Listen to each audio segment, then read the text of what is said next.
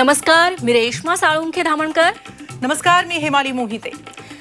24 ला कुणाचं सरकार हे येत्या काही दिवसांमध्ये ठरणारच आहे. मात्र त्याआधी ओपिनियन पोल आलेले आहे झी 24 तासच्या हाती आणि त्याबद्दलचीच सगळ्यात मोठी बातमी आणि त्याबद्दलची चर्चा आपण करणार आहोत.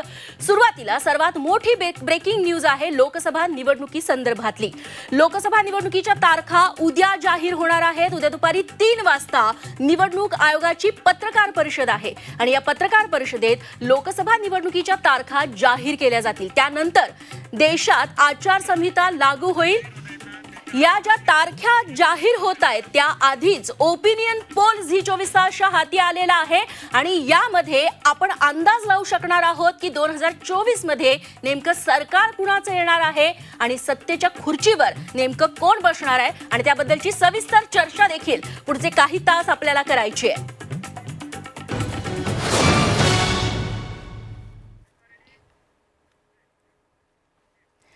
तेव्हा उद्या लोकसभा निवडणुकीच्या तारखा जाहीर होणार आहेत. त्याआधी ओपिनियन पोलचे आकडे झी 24 तासच्या हाती आलेले आहेत.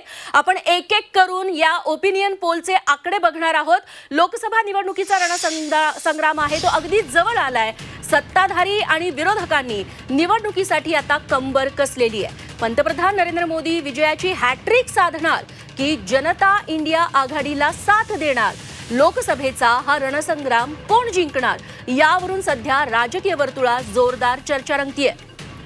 झी मीडिया आणि मॅट्रिजनं याच निवडणुकीचा ओपिनियन पोल केलाय. लोकांनी नेमका कुणाला कौल दिलाय, काय आहे जनतेच्या मनात, हेच आम्ही जाणून घेण्याचा प्रयत्न केलेला आहे. 24च्या सरकारचा महा ओपिनियन पोल आहे. झी मीडिया मॅट्रिजचा लोकसभा निवडणूक ओपिनियन पोल आहे.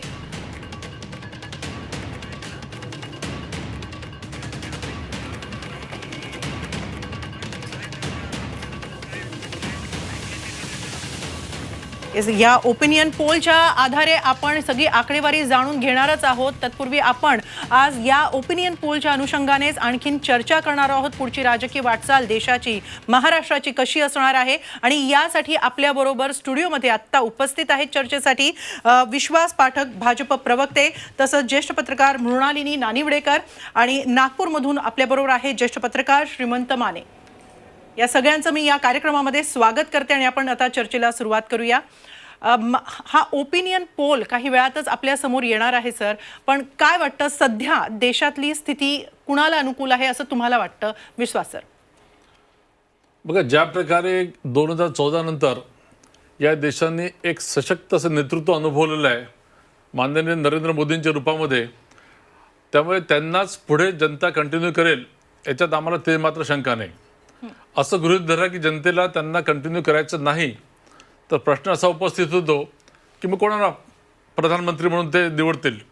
त्या मुळामध्ये एकीकडे कोणी त्यांच्याकडे अल्टरनेटिव्ह नेता नाही आणि दुसरीकडे मोदीजींचं एक जबरदस्त असं विकासाचं राजकारण, आंतरराष्ट्रीय स्तरावर निर्माण झालेली त्यांची प्रतिमा आणि जनसामान्यांसाठी लढणारा नेता, अंत्योदयाचा खऱ्या अर्थाने जो अर्थ आहे तो लोकांपर्यंत पोहोचवणारा नेता, अशी त्यांची इमेज असल्यामुळे 101% परत देशामध्ये भारतीय जनता पक्षाचं एनडीएचं सरकार येईल आणि माननीय नरेंद्र मोदी हे तिसऱ्यांदा हिस्टॉरिकली असे प्रधानमंत्री होतील. मृणालिनी मॅम यांच्याकडे हाच प्रश्न घेऊन जाऊयात.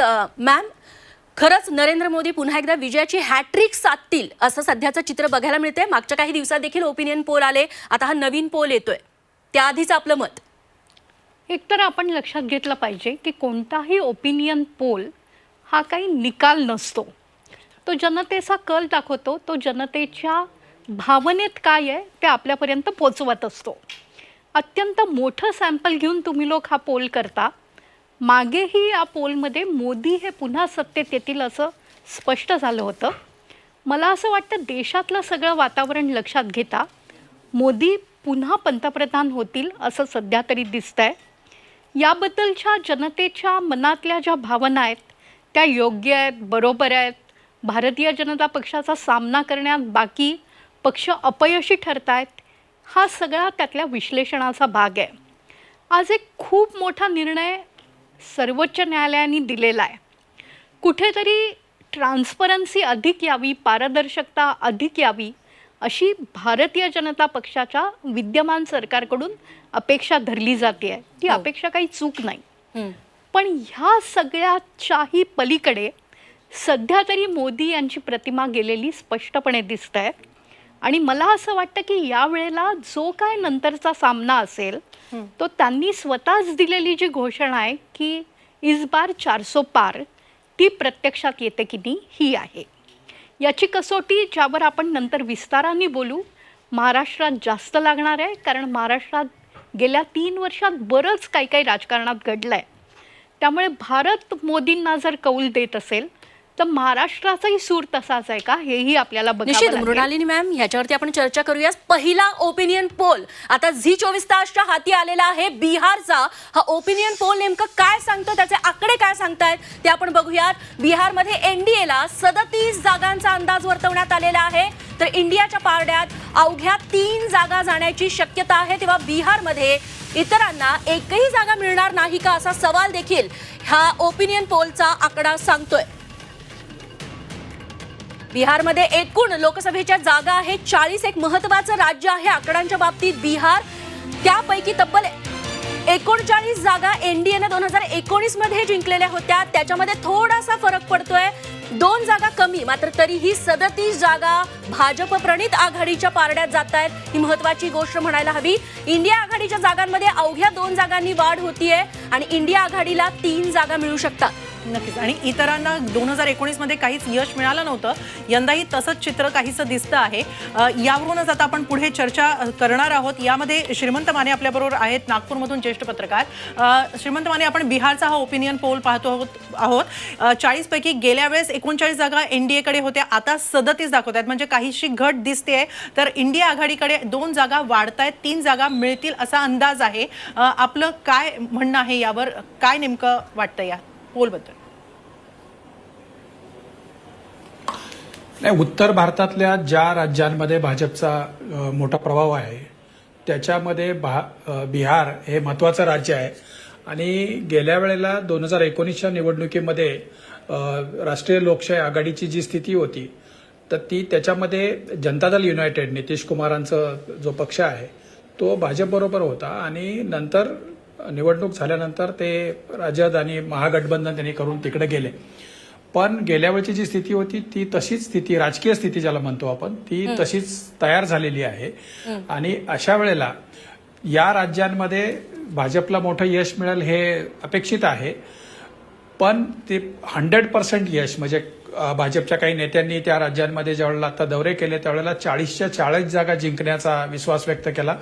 विशेषतः 2 दिवसापूर्वी चिराग पासवान जे आहेत ते चिराग पासवान आणि JP नड्डांची जी बैठक झाली त्याच्यानंतर चिराग पासवानांनी असं सांगितलं की राष्ट्रीय लोकशाही आघाडीमध्ये आपल्याला 5 जागा मिळालेल्या असल्यामुळं या बिहारमधल्या 40च्या 40 जागा राष्ट्रीय लोकशाही आघाडी जिंकू शकते.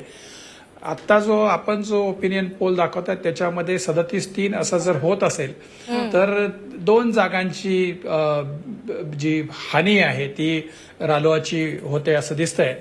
आणि पूर्ण सॅच्युरेशन 100% यशच्या पर्यंत ते पोहोचत आहेत, परंतु पूर्ण 100% मिळत नाही असं आपल्याला त्याच्यातून म्हणता येईल. नक्कीच. आपण ही चर्चा अशीच पुढे चालू ठेवणार आहोत. मात्र इथं वेळ झाली का छोट्याशा ब्रेकची. कुठे जाऊ नका, पाहत राहा झी 24 तास, रहा एक पाऊल पुढे.